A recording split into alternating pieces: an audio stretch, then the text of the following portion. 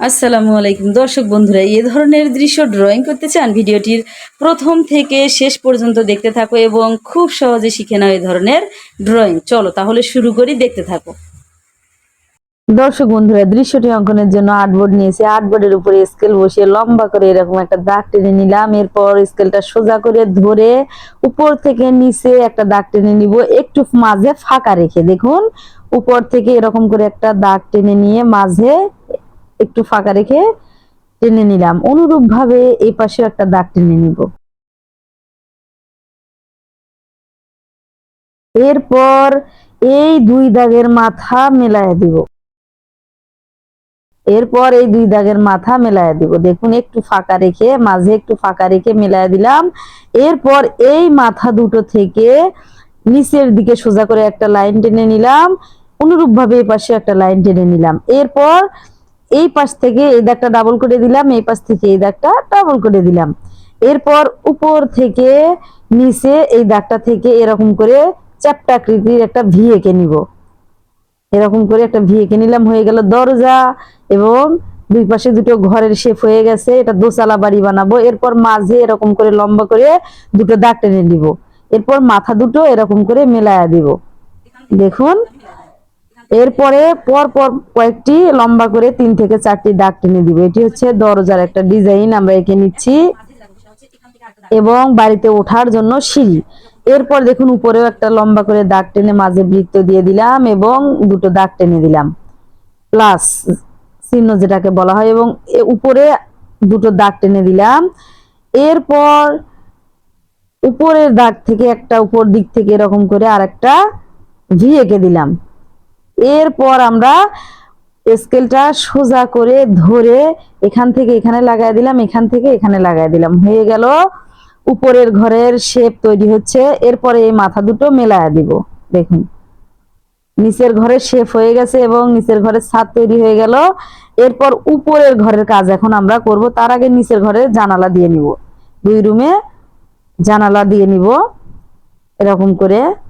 দুই পাশে দুটো দাগ, দুটো দুটো 4টে দাগ এবং এর মাথা দুটো মেলায়া দিব। আমরা একটা করে চতুর্ভুজ এঁকে নিলেই দুটো জানালা হয়ে যাবে, সহজ কথায় যেটাকে বলা যায়। এরপর এই চতুর্ভুজের মাঝে আমরা এরকম করে লম্বা করে করে 3 থেকে 4টি দাগ টেনে নিব। 3টি নিয়েছি। এরপর 1টি 2টি 3টি, এরপর এখানে 1টি 2টি 3টি 4টি। দেখুন, হয়ে গেল জানালা। এরপর উপর থেকে এরকম করে 2টি দাগ আছে। এরপর আর একটি দাগ আমরা টেনে নিব। 3টি দাগ হয়ে গেল। এখন যেটা করব, একটা চালা এঁকে নিব এখান থেকে। এটি একটা ঘরের নিচের কাঠামো হয়ে গেল। উপর থেকে এরকম করে ত্রিভুজ এঁকে নিব। ত্রিভুজ দিয়ে ঘরের চালা হয়ে যাবে। ত্রিভুজ দিলে ঘরের চালা হয়ে গেল। এই দাগটি ডাবল করে দিব। এই পাশ থেকে এই দাগটি ডাবল, এই পাশ থেকে এই দাগটি ডাবল করে দিব। হয়ে গেল এই ঘরের চালা। এখন এই পাশের ঘরের চালা করে নিব। এর জন্য এই পাশ থেকে একটা মাথা এরকম করে মোড়ায়া দিয়ে এই ঘরের চালা থেকে একটা দাগ টেনে দিব। এখান থেকে এই একটা দাগ টেনে দিব। এই দাগটা একটু বড় হবে, দেখুন। এরপর এই দাগটা ডাবল করে দিলাম, এখান থেকে এই দাগটা ডাবল করে দিব। তাহলে এই চালাটিও আমাদের সম্পূর্ণ হয়ে গেল। দেখুন, একটা দোতলা বাড়ি কমপ্লিট হয়ে গেল। এখনো আনকমপ্লিট আছে, দরজা দিব এবং জানালা দিব, তাহলে কমপ্লিট হয়ে যাবে। এই দরজাটি এভাবে দিলাম, এরকম করে লম্বা করে দুটো দাগ টেনে দিয়ে মাঝে এরকম করে কয়েকটি দাগ টেনে দিব। এই দাগ দুটো ডাবল করে দেবে, একটু ফাঁকা রেখে আবারও দুটো দাগ, আবারও একটু ফাঁকা রেখে দুটো দাগ, এরকম করে এই দরজার ডিজাইনটা এরকম করলাম। এবং এবং এই পাশেও জানালা এঁকে নিব। এরকম পর পর 4টি দাগ টেনে মাথা দুটো মেলায়া দেব। হয়ে যাবে, নিচের মাথা মেলায়া দিলাম, উপরের মাথা মেলায়া দিলাম। দুটো জানালা হয়ে গেল। এরকম করে 1টা 2টো 3টে শিক দিয়ে নিলাম, 1টা 2টো 3টে 4টে শিক দিয়ে নিলাম। এরপর মাঝে 1টা 2টো এরকম করে। দেখুন, উপরের জানালা দরজাও কমপ্লিট এবং নিচে এরকম করে কিছু গাছ এঁকে দিব। এরকম করে ফুল গাছও হতে পারে, ঘাসও হতে পারে বাড়ির সামনে, তাহলে দেখতে ভালো লাগবে।